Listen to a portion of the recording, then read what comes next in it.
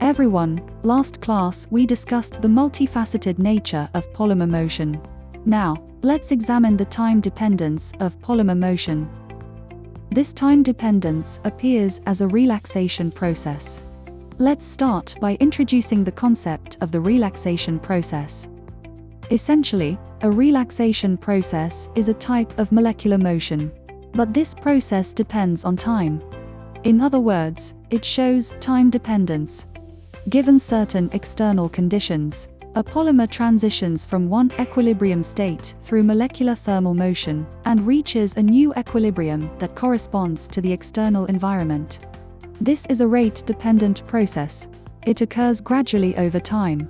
That's why we call it a relaxation process. Do small molecules also exhibit time-dependent motion? Of course, the motion of small molecules is also time-dependent. Small molecules move from one position to another. It occurs in a very short time. This is not considered a relaxation process. Typically, the relaxation time for small molecules ranges between 10 to the -8th and 10 to the -10th seconds. This is referred to as an instantaneous process. The relaxation time for polymers is between 10 to the -1st and 10 to the 4th seconds. Only then is it considered a relaxation process. But if the relaxation time is extremely long, it is almost impossible to observe any change within the observation period. That also doesn't qualify as a relaxation process. A relaxation process must be observable. It is a process that occurs gradually. What physical quantity do we use to characterize the relaxation process? The speed of motion is represented by velocity v. Which physical quantity is used to describe the rate of molecular relaxation? We use the relaxation time to define it. The general form of this physical quantity is given as follows. It can be expressed by a representative formula.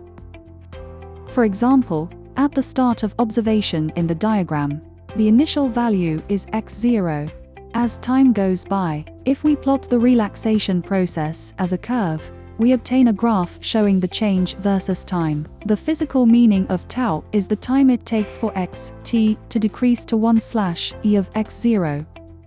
The relaxation time, tau, is the physical quantity that characterizes the rate of the relaxation process. The relaxation time has two limiting cases. When t approaches 0, the relaxation process happens quickly. Relaxation occurs in an instant. The relaxation process is imperceptible.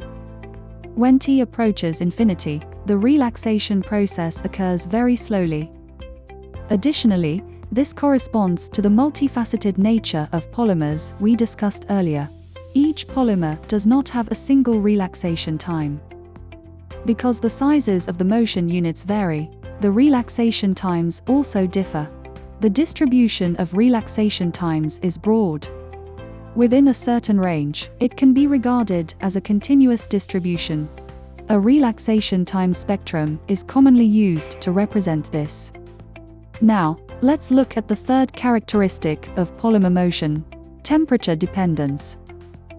With increasing temperature, motion units become activated. Their kinetic energy increases. The relaxation process speeds up. At the same time, as the temperature rises, the intermolecular spacing expands, and the distance between molecules increases, which provides more space for motion. This is similar to people moving. A person's ability to move is analogous to kinetic energy, and the intermolecular spacing is analogous to the space for free movement. When a person has more energy and more space to move, they can move faster and more freely. Raising the temperature boosts the polymer's own kinetic energy and also increases the free volume, both of which speed up molecular motion. The relaxation time depends on temperature. It can be expressed by the Arrhenius equation. This equation applies only to the motion of small molecules, that is, to small motion units. For example, side groups. Delta E is the activation energy required for these small motion units. For glass transition processes driven by chain segment motion, The Arrhenius equation is inapplicable. The relationship between relaxation time and temperature can be described by the semi-empirical WLF, Williams-Landau-Ferry equation. You'll encounter this equation again in kinetics. Here, we'll just give a brief introduction. Tau s is the relaxation time at the reference temperature Ts. C1 and C2 are empirical constants. As temperature increases, the internal energy of molecules increases. A motion unit requires a certain energy to execute a specific mode of motion. When the temperature is high enough for the motion unit's energy to overcome the energy barrier, that mode of motion is activated. Increasing the temperature also increases the polymer volume. Molecules need enough space to move. When temperature increases such that the free volume reaches the size required for a particular mode of motion, that motion can proceed readily. Thermal expansion increases the distance between molecules, and the free volume inside the material increases. When the free volume becomes comparable to the size of a structural unit, that unit can then move freely. In summary, polymer motion depends on temperature and also on time. Therefore, when we observe the same relaxation process, increasing the temperature or extending the duration of the external field yields the same outcome. This is known as the time-temperature equivalence principle. Alright, everyone, that's all for our overview of the characteristics of polymer thermal motion. See you next time.